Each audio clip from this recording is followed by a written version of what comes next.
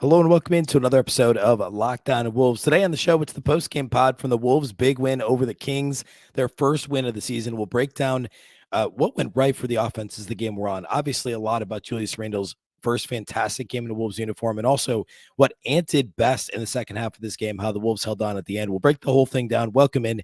You are Locked On Wolves.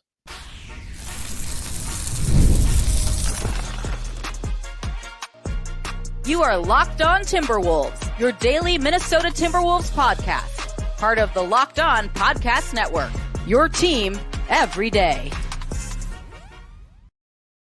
Hello and welcome to the Locked On Wolves podcast, part of the Locked On Podcast Network, your team every day. My name is Ben Beecken. I'm the host of Locked On Wolves. Today's episode is brought to us by FanDuel.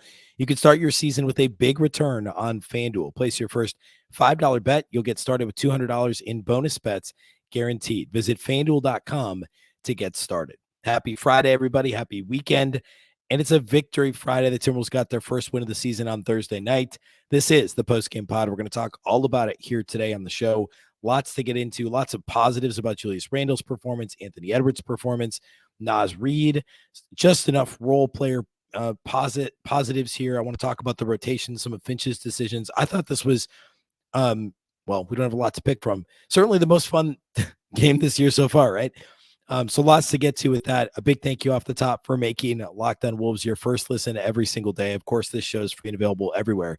That includes YouTube as well as all of your favorite audio platforms. You can also watch on the Locked On Sports Minnesota app on Roku and Amazon Fire TV. I should also mention our brand new newsletter that we have going. It's a daily newsletter, just like the show's daily, the Locked On Wolves daily newsletter. It's the one-stop for ultimate team and league coverage. It's delivered right to your inbox. Sign up for free right now at LockedOnDaily.com. Again, LockedOnDaily.com. Start your day with the all-new free Locked On Wolves newsletter. And I actually just found out yesterday that the Sacramento Kings have the most subscriptions already this week for the newsletter. I don't know where we rank. I just know the Kings are first. Let's beat them twice in a week. Let's up those subscriptions. If you want to head over to Locked On Daily and help out with that, that would be awesome. All right. Also, this is the third day in a row. I'm going to give a quick apology for my voice. I think we're making progress. Hopefully by Monday's show, we'll be in a much better spot. So appreciate you hanging with the show through this, whatever's going on with my voice, but feeling a little bit better. These late games aren't helping either. All right, let's go ahead and jump in. So let's talk about the problems early in the game. We'll do a bit of a game flow sort of thing here, but then I want to really dive into a couple key things that happened in the game. Early on, the offense didn't look that much better than the majority of the game against the Lakers on Tuesday. It really didn't. The difference was the Wolves actually made their semi-open threes that they generated, whereas against the Lakers, they missed a ton of them early on. And they did a generally better job rebounding, a little bit more hustle defensively than we saw Tuesday. Not a lot better, but a little bit better early. And again, like Randle made a couple threes early, Ant made a couple threes early, and that's really what kept them in this game. Remember, they actually up one against the Lakers after a quarter on Tuesday. They were down 3 to Sacramento in this game, and it's the things I just mentioned that allowed them to hang around early because it wasn't offensive flow. Like it wasn't that much better. It was mostly Julius Randle, and then some timely threes. I think Nikhil hit one, and Ant hit a couple, but and then Julius Randle just did what Julius Randle does, like. Those threes that he made were huge, but then he was doing bully ball stuff, right? Getting to the middle of the paint, hitting his little kind of floating jump shot that he does. He punished mismatches a couple of times. I don't like Julius Randle's so good against mismatches. And every time the Wolves would end up in that situation with Karl Anthony Towns, it'd be an offensive foul is what it seems like.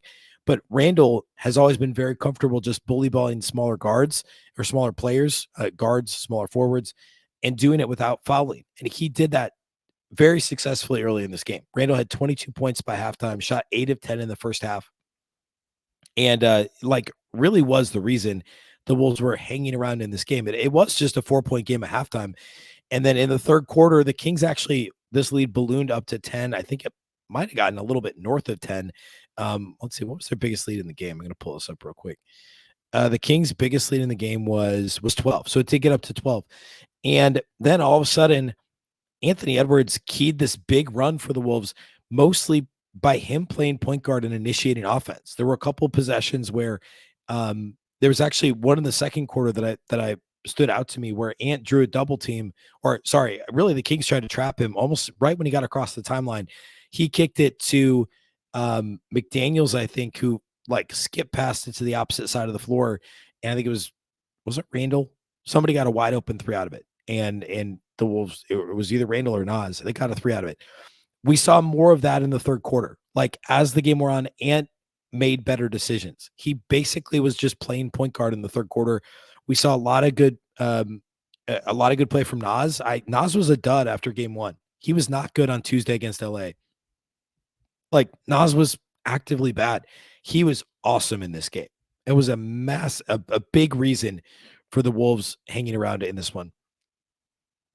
There was even a lob pass that Nas threw to Rudy that Rudy kind of guided in. It wasn't like a dunk off an alley-oop, but it was a high lob that Nas threw to Rudy, a big to big lob that was converted by Rudy Gobert.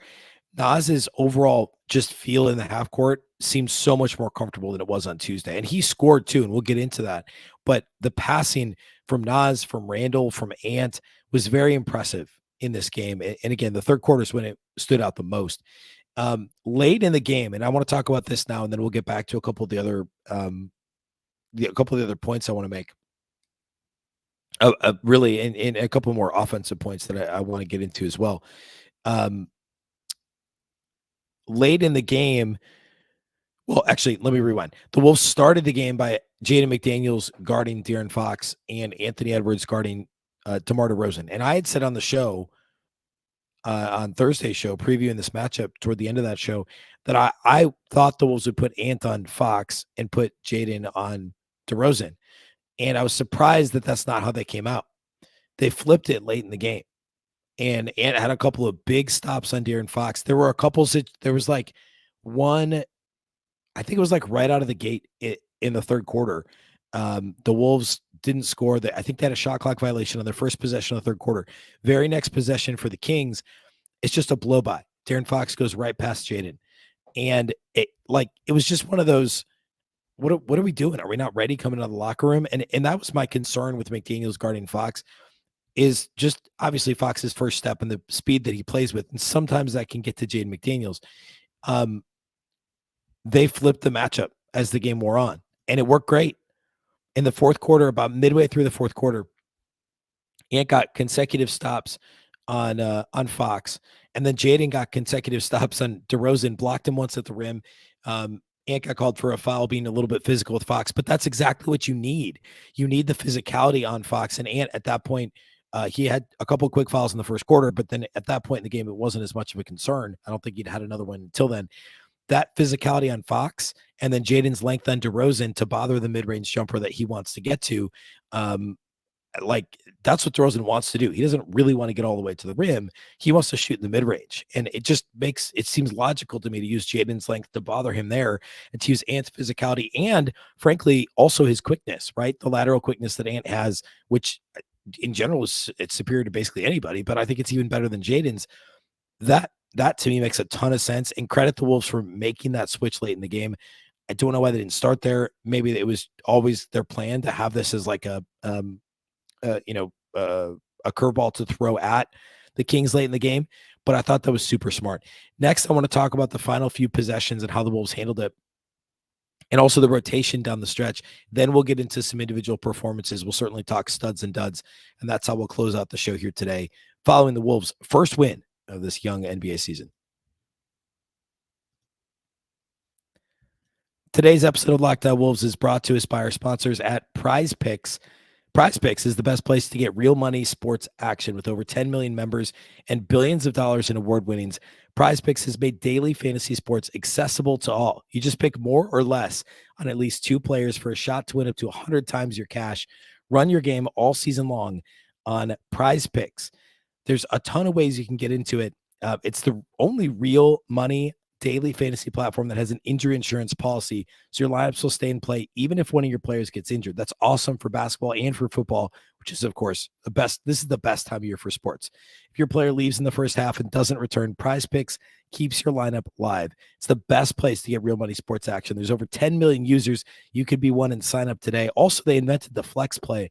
That means you can still cash out even if your lineup isn't perfect. You can double your money even if one of your picks doesn't hit. Sign up today, get $50 instantly when you play $5. You don't even need to win the $50 bonus. It's guaranteed. Prize Picks also offers weekly promotions that can lead to big payouts like Taco Tuesday. Each Tuesday, Prize Picks discounts select player projections up to 25% to provide even more value for your lineups. Download the app today and use the code LOCKEDONNBA to get $50 instantly after you play your first $5 lineup. Again, LOCKEDONNBA is your code. You'll get $50 instantly after you play your first $5 lineup at Prize Picks. Prize Picks, run your game.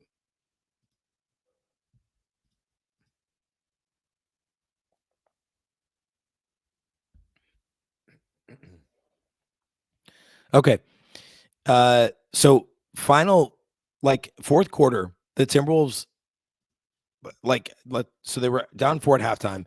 The Wolves had a great close to the third quarter. We talked about Ant generating offense, Nas, Rudy, etc. The Wolves are actually up 1 going to the fourth with a really strong close to the third. Fourth quarter, the Wolves, Ant gets his rest at the start of the fourth. The Kings push back a little bit. They have to bring back Ant, I think, a little bit earlier than Chris Finch probably wanted to. And then the lineup, mid fourth, that's actually working pretty well in what turned into kind of a track meet back and forth, was Nas Reed on the floor instead of Rudy Gobert with Julius Randle, and Dante DiVincenzo on the floor instead of Conley. So you had DiVincenzo, Ant, McDaniels, Nas, and Julius Randle on the floor. And you're kind of trading punches back and forth, a little sloppy, but good action back and forth. And I thought the Wolves offensively looked, by far, it's not saying a lot, we played 8 quarters, but by far the most comfortable they've looked in the 8 quarters they've played so far, latter part of the third, early part of the fourth quarter. And then Finch calls a really smart timeout with about 3.5 minutes left in the game. And he decides to go back to the starters and sit Nas Reed and sit Dante DiVincenzo and bring back in Mike Conley, bring back in Rudy Gobert. And the first minute, 30 seconds, maybe minute of real time of that, I was a bit nervous for how that was going to play out. It didn't seem like it was going to work.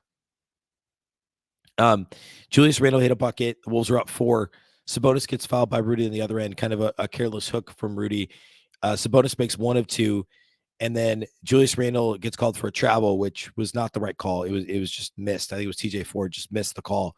And then the Kings come down and get a layup on the other end. And now they're only down 1. Jaden misses a left corner jumper. This is with about 2.5 minutes left with the Wolves down 1. A wide open shot. I think Ant kicked it over to him. And it was wide open. And he just clanked it. On the other end, Randle fouls Malik Monk. He goes to the line, splits a pair to tie the game.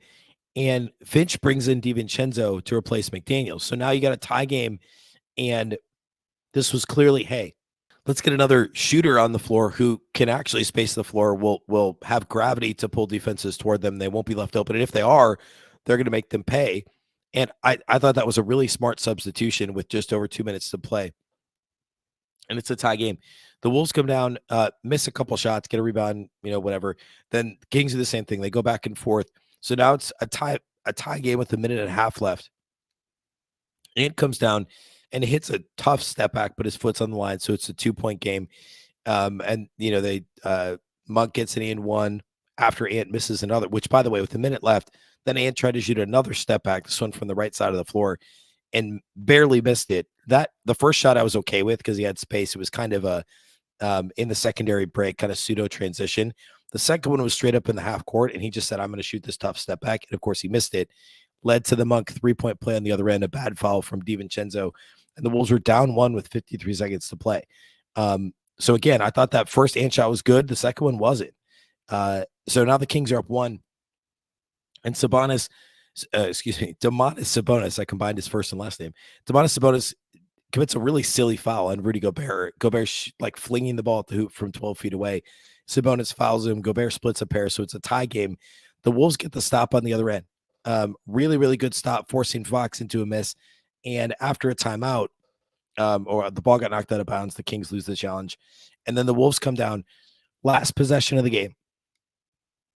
Ant has the ball. The Kings send 2 at the ball. He kicks it to Conley. As soon as as the Kings recover to Conley. He slings it back to Ant, and then Ant goes into attack mode. And it of course felt like he was going to, rock the baby and pull up a 19-footer, a tough contested step back right at the shot clock buzzer. But instead, he got to his right hand, got all the way to the bucket, and drew a foul, got kind of hit with an elbow across the face, missed the shot at the rim, but was fouled, knocked down both free throws to put the Wolves up 2. And then, of course, Keegan Murray on the final possession, the Wolves left him.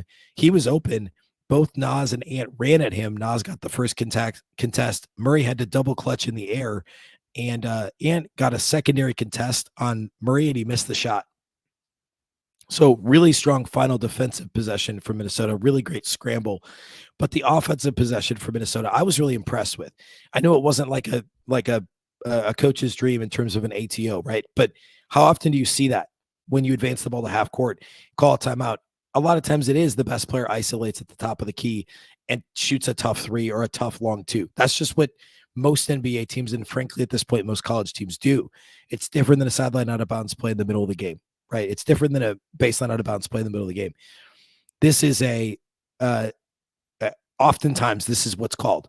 And when you have Anthony Edwards, you could do it. But I guarantee you the Timberwolves coaching staff said to Ant, go to the basket. Just be aggressive. And he did, and he was finally rewarded. And I said this on Twitter. I think this is the first time I can remember where Ant both went to the rim in a situation like this and got a foul call in a situation like this. Both happened. He made both free throws, and the Wolves held on to win. It was just a really strong final possession. And I was really encouraged with the decision-making from Ant, especially, that it improved over the course of the game, like right before our eyes. I thought it started off a little clunky and indecisive and some sloppy turnovers. Again, 8 turnovers in the first quarter alone for the Wolves. And they finished the game with, they still had 17, I guess. But they had 8 in the first quarter and then only had 9 over the final 3 quarters. And that's you can live with 3 turnovers a quarter, 12 turnovers in a game. That's livable, right? You could do that. But you can't have 9. You can't have 8 in a quarter like they did. And they, ended up working out. Overall for the game, the Kings shot 18 more free throws than Minnesota, but the Wolves shot 21 more threes than Sacramento, and they made 9 more threes. Okay, so think about it this way. The Kings had a plus 13-point advantage at the free throw line. The Wolves had a plus 27-point lead at the three-point line. They made 9 more threes. That's 27 more points than the Kings from outside the arc. The Kings made 13 more free throws. That's 13 more points. So the Wolves overcame the free throw deficit by shooting a lot more threes and also shooting their threes at a 40% clip, which was really good to see after they struggled from deep against the Lakers. Rebounding was one of my keys in this game. The Wolves were a +4 on the glass. They actually out-offensive rebounded the Kings 6-4, which was shocking to me. The Kings were like a good offensive rebounding team last year. I think they were number 1 in defensive rebounding last season and were like 13th or 14th in offensive rebounding. So that was really, really good to see. The Wolves did give up a ton of fast break points, which was a big concern of mine. They gave up 16 fast break points to Sacramento, and the Kings had 22 points off of 17 Minnesota turnovers. So that was an issue. There's a reason they were down double figures in the third quarter.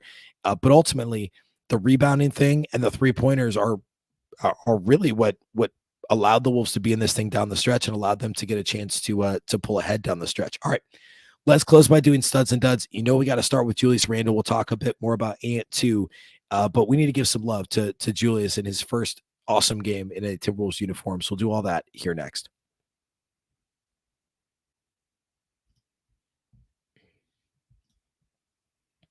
Today's episode of Locked On Wolves is brought to us by our title sponsors at FanDuel. Hey, fans, you can start your season with a big return on FanDuel, America's #1 sports book. When you get a hunch in the middle of the game, whether it's an NBA, NFL, there was Thursday Night Football. I know it's a sore spot for Vikings fans, but there was Thursday Night Football. There's lots of football on Sunday.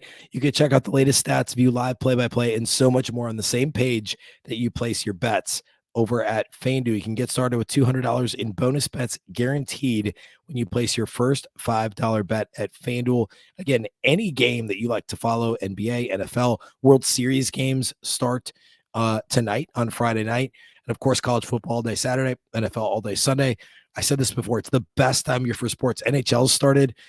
We just wrapped up WNBA. Like October to me is the best month. I think March is second best for sports, but October, number 1, November's in the mix too. But it's just a ton of fun. So there's lots to do over at FanDuel. Again, get $200 in bonus bets guaranteed when you place your first $5 bet at FanDuel. That's FanDuel.com.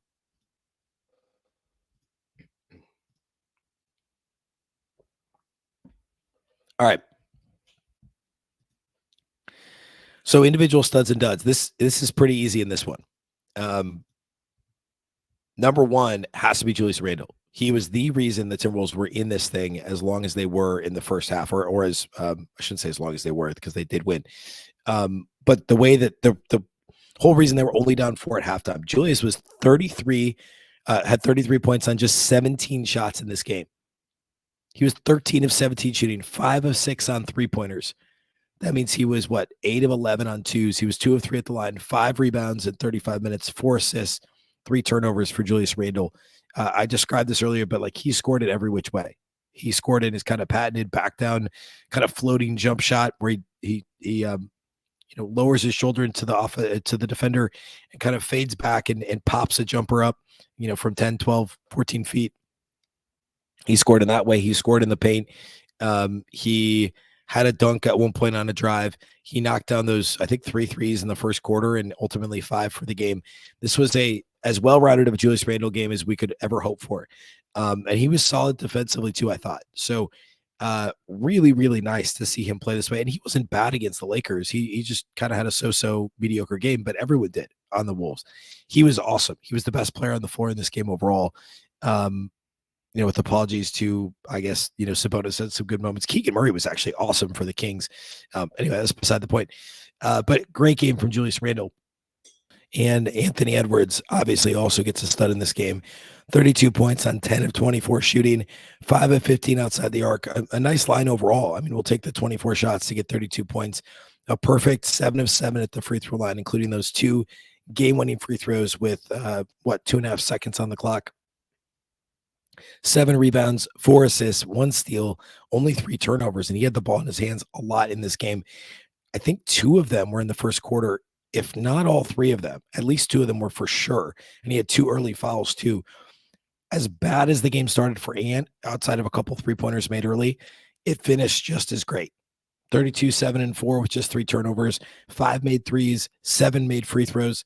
Take that every night of the week. And also great defense on De'Aaron Fox late in the game too.